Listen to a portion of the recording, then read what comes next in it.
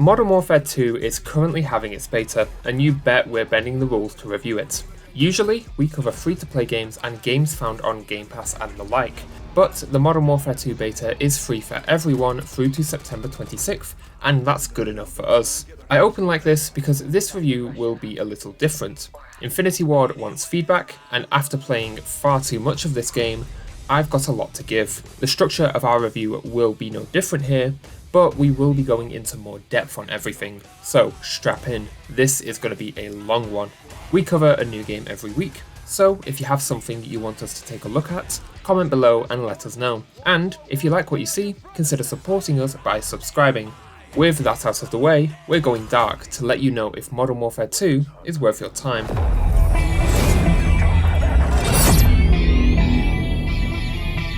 This is fantastic. But there are problems, and we'll get onto them later. Overall though, I'm having a blast with this beta. It feels like a step up from Modern Warfare 2019 in all the best ways. Let's start with the good and work our way through the bad and the ugly. One of the biggest complaints with Modern Warfare 2019 was the map design. Modern Warfare 2 absolutely nails this aspect. We've seen 4 so far: Hotel, Museum, Market de Armas, and Farm 18. Each of these maps do a good job at catering to all playstyles, and despite their size, especially Hotel and Museum, they felt very easy to learn. The maps feel very reminiscent of the original Modern Warfare 2. They are big and have lots of space to move around, but they adhere to a light 3-lane design and have distinct areas compared to the poorest design of Modern Warfare 2019. I think Armas is my favourite map, followed by Farm 18, then Hotel, with Museum being my least favourite of the 4. Museum is still a solid map though, and if the rest of the maps in the full game adhere to this design philosophy, then we're in for a treat. Aside from design, the maps played very well in all game modes. My favourite example was Search and Destroy on Hotel. Here you have a close bomb site that is easier for defenders to defend, or a further bomb site that is harder to push, but conversely harder to defend. Objectives are placed with some thought and designed to create interesting gameplay. Speaking of game modes, we're seeing 4 new modes with this beta. 3 of them are great, 1 of them is alright, but not bad. Knockout is easily my favourite of the new modes. This is a 1 life mode where teams have to hold a package for a minute. This package spawns in a different location each round, and it creates this great flow of pushing the package and then establishing a defense. Like Cyber Attack in the last game, this mode allows you to revive dead players, and it means that teams are truly never down for the count. I am excited to play more. Prisoner Rescue is another 1 life mode. In this one, there are 2 prisoners that must be secured and extracted. Think 1 life capture the flag. I like that if you have a pistol, you can use it to defend yourself when carrying the prisoner, and once again, the revives are back. This is another solid take on a 1 life mode. I'm glad that Search and Destroy has stayed true to form as the classic 1 life mode, but these other 2 are fantastic twists on the formula. I really hope to see a 1 life mosh pit playlist in the full game that swaps between Search and Destroy, Cyber Attack, Prisoner Rescue, and Knockout.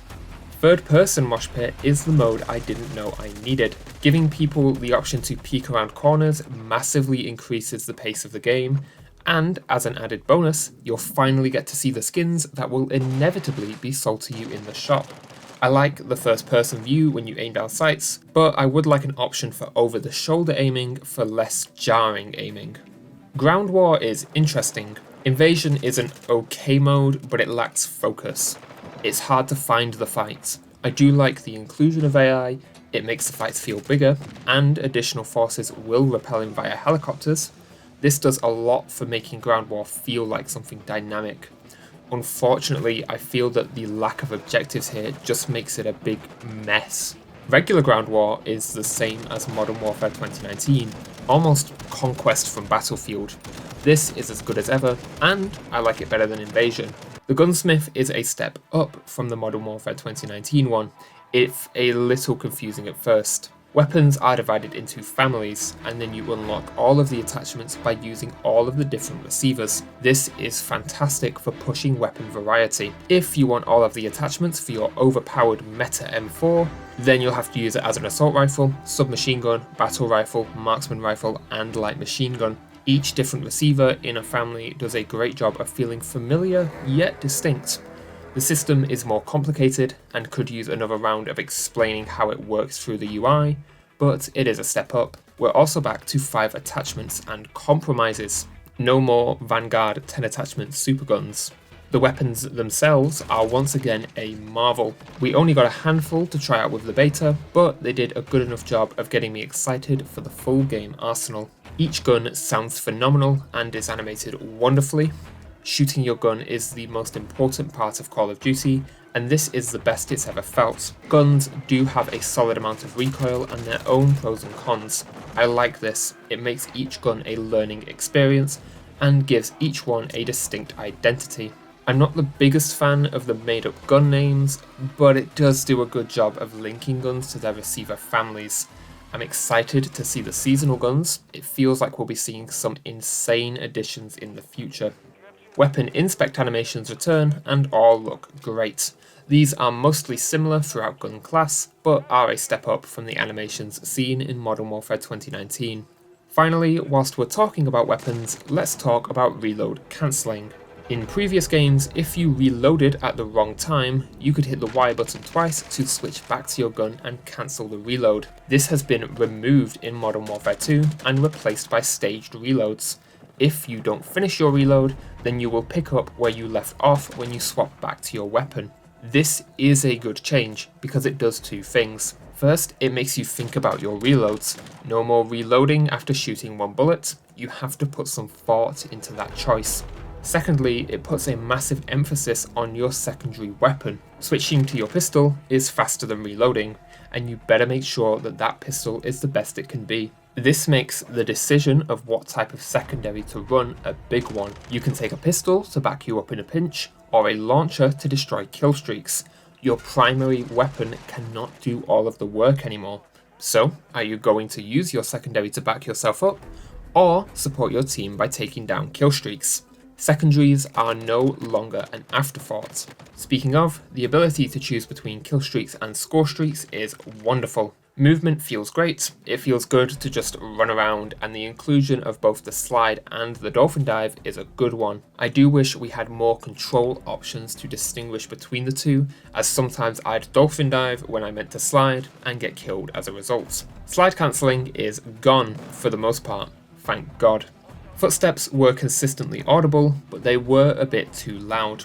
We'll get more onto that later. The field upgrades are fun, and there are tons of them now. I especially liked the DDoS because it has a funny name, and I could use it as a quick ping UAV to see how many enemies were around me, even if I couldn't directly see where they were. Visibility is pretty good, except for the lack of name tags, which we'll get onto later. The colours of this game actually pop, and it's usually very easy to spot enemies. There was an issue of far too much gun smoke making firefights incomprehensible, but that has been fixed with the second beta weekend. A good compromise between art direction and gameplay. Infill animations are back, and they look great. I always like these as they provide a nice intro to a match. Factions are also back with unique operators on each side. This is a great change, and makes clocking enemies so much simpler than it was in Vanguard. The spectator cam is really cool. I like the helmet camera perspective, but I would like a toggle for the regular first person camera.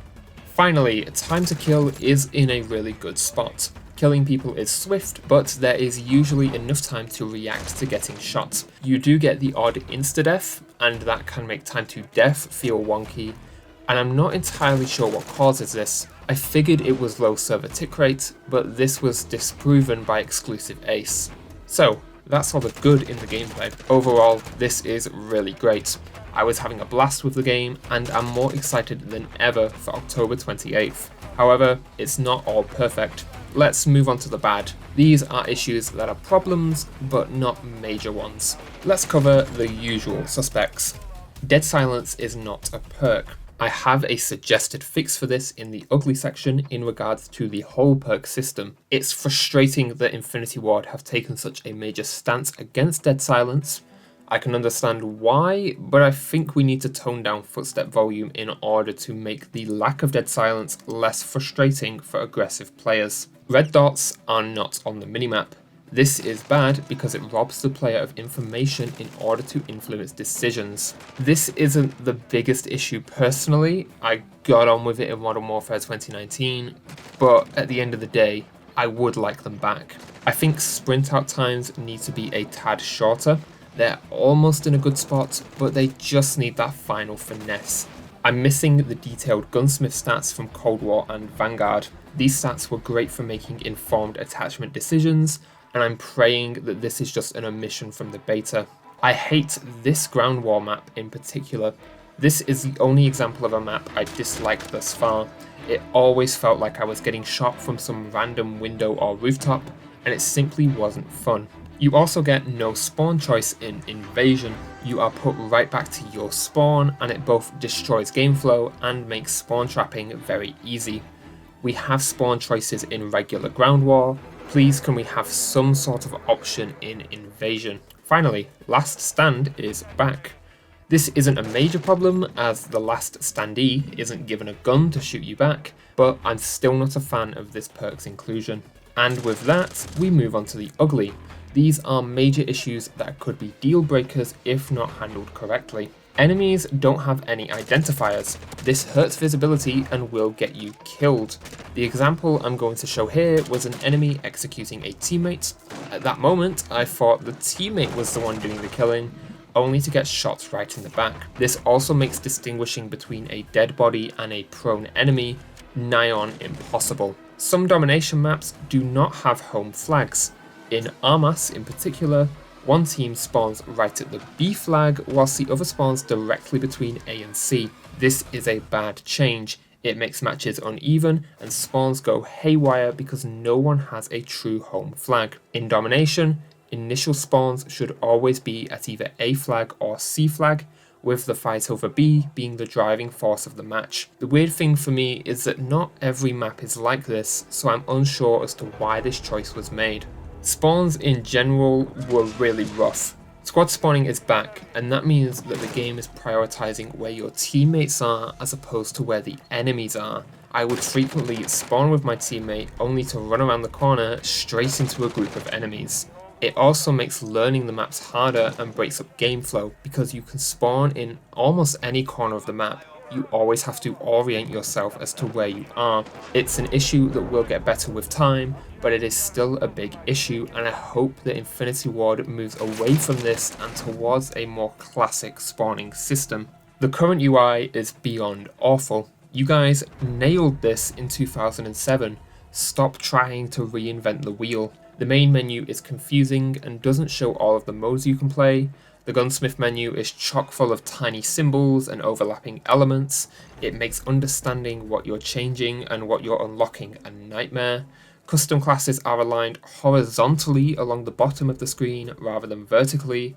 I hate this. I feel like I'm seeing too much and nothing at all at the same time. Infinity Ward has said that this will be fixed for the full release, but I just want to get it down on paper here. The idea to create voice chat parties is a fantastic one.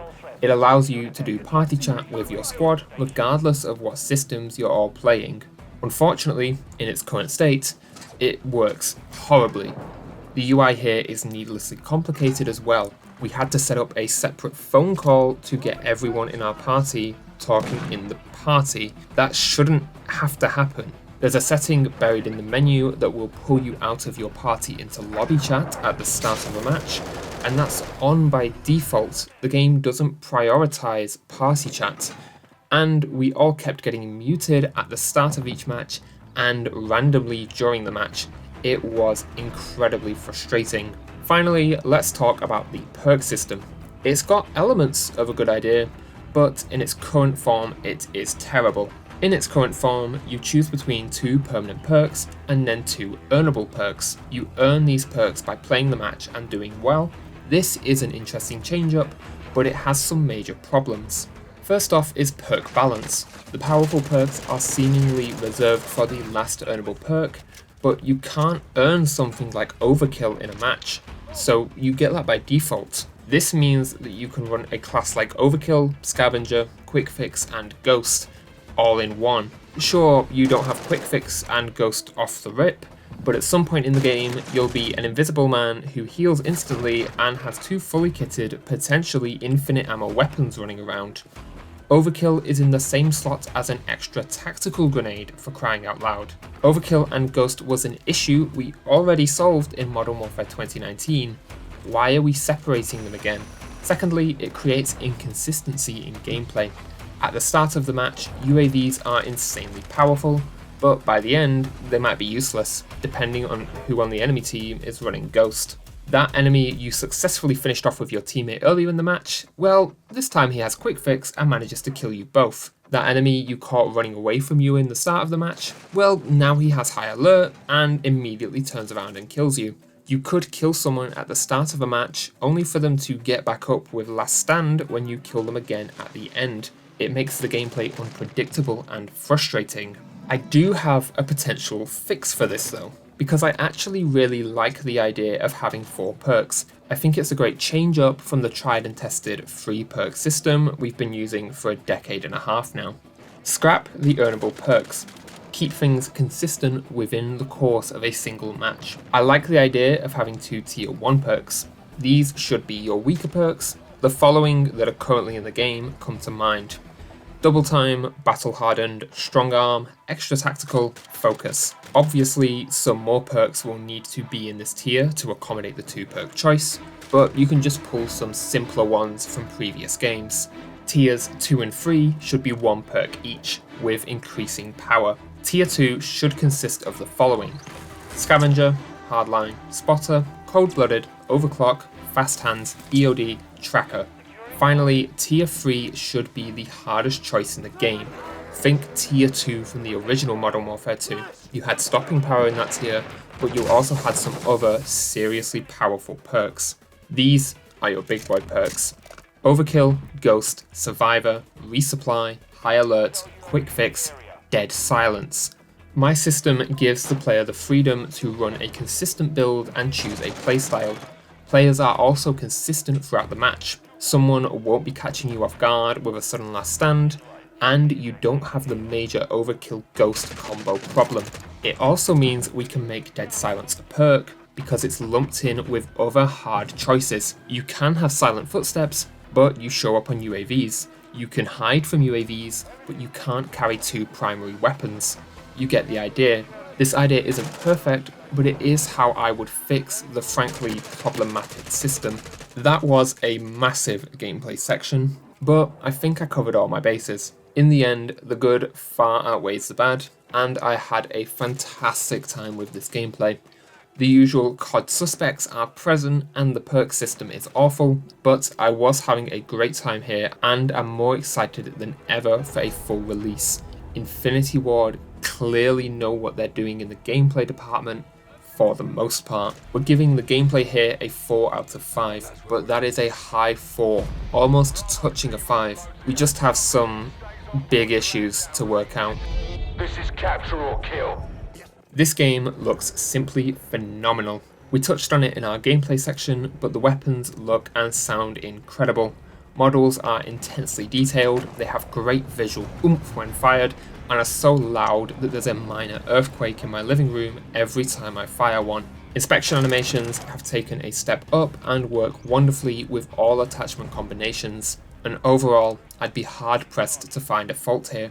The game finally has some colour in its cheeks, maps pop and have a distinct visual identity. Armus is a bloody rainbow, Farm 18 feels like it was yanked straight out of COD 4 with its green tinge, and Museum feels pristine. All of the ground war maps, which are pulled from the upcoming Warzone map, share a visual identity, which is a little less interesting than the 6v6 map art direction, but it still looks great. Sarah Schachner returns as composer from Modern Warfare 2019 and it is instantly noticeable. The tracks that back the beta are simply wonderful, but never detract from the gameplay. I cannot wait to see what the full game has in store for us, because we got some damn treats from her with Modern Warfare 2019. Unfortunately, the UI is so terrible that it would knock 2 points off if not for the exemplary art direction with the weapons, maps and music.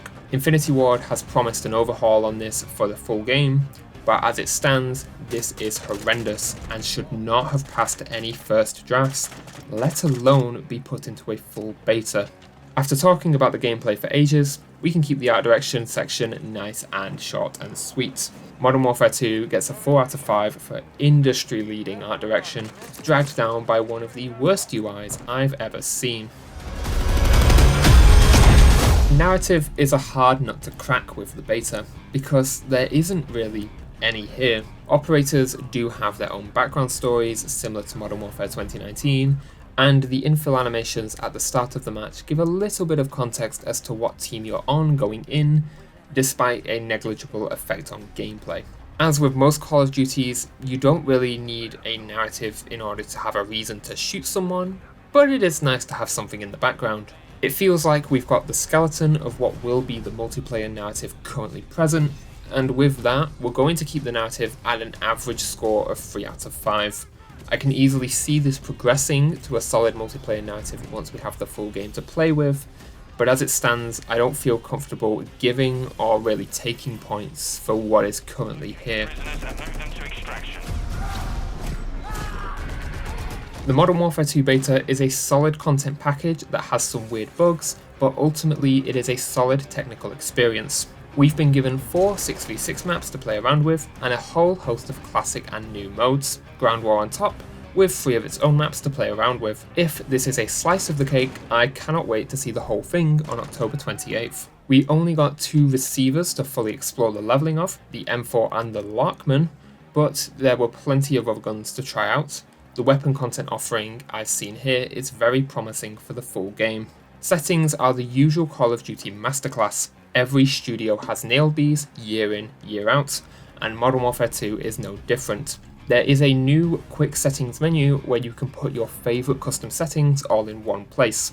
This is a fantastic addition to streamline finding the settings you'd want to tweak often, like sensitivity or controls. Controller lets you change button layout presets, flip triggers and bumpers, change stick layout, turn on controller vibration, and adjust trigger effect on PS5. Horizontal and vertical sensitivities have their own sliders. There are sensitivity multipliers for aiming, third person, ground vehicles, air vehicles, and tablets. Vertical axis can be inverted separately between on foot, third person, ground, and air vehicles. ADS can be switched between toggle and hold. Automatic sprint can be turned on or off. Equipment can be switched between hold or toggle.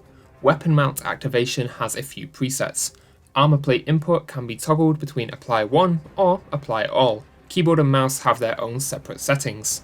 Mouse sensitivity has a slider and additional multiplier tweaks for vertical sensitivity, third person, ground and air vehicles, and tablet. ADS has a slider for sensitivity with a multiplier for focus ADS. Transition timing has options, as does ADS mount sensitivity. Every different scope zoom has its own sensitivity slider here. Vertical aim axis has the same invert settings as the controller. Mouse acceleration and filtering have their own sliders. Mouse smoothing can be turned on or off, and mouse wheel delay has a slider.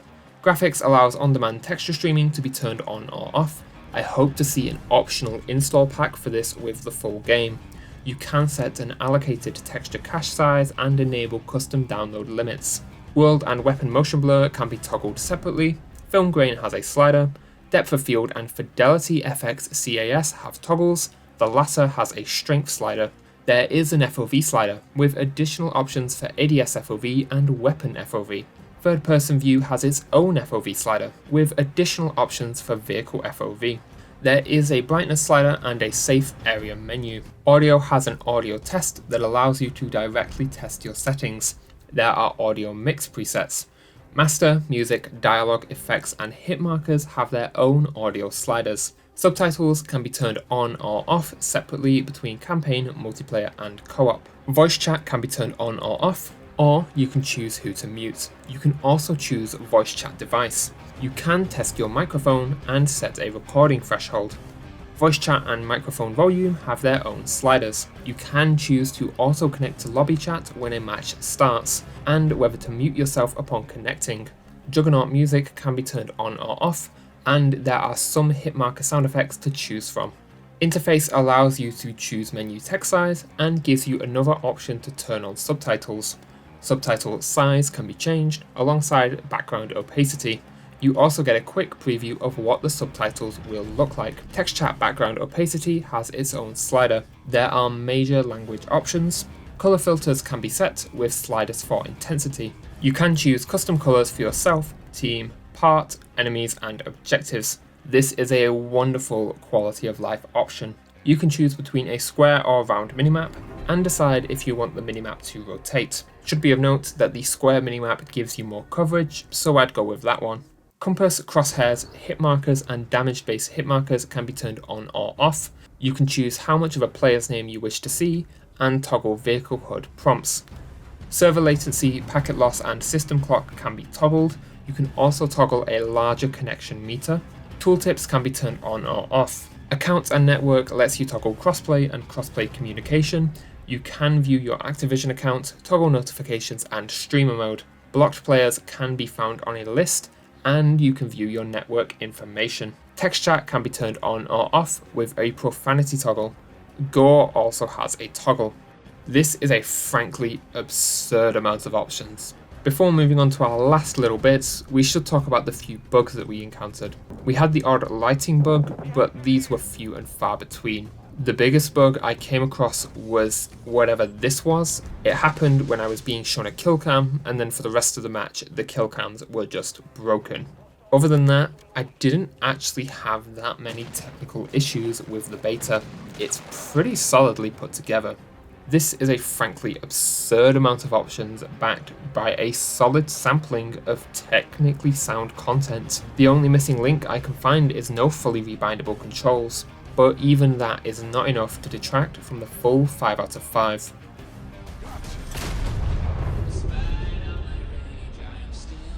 At present, Modern Warfare 2 is a game that respects your time, but doesn't respect your hard drive.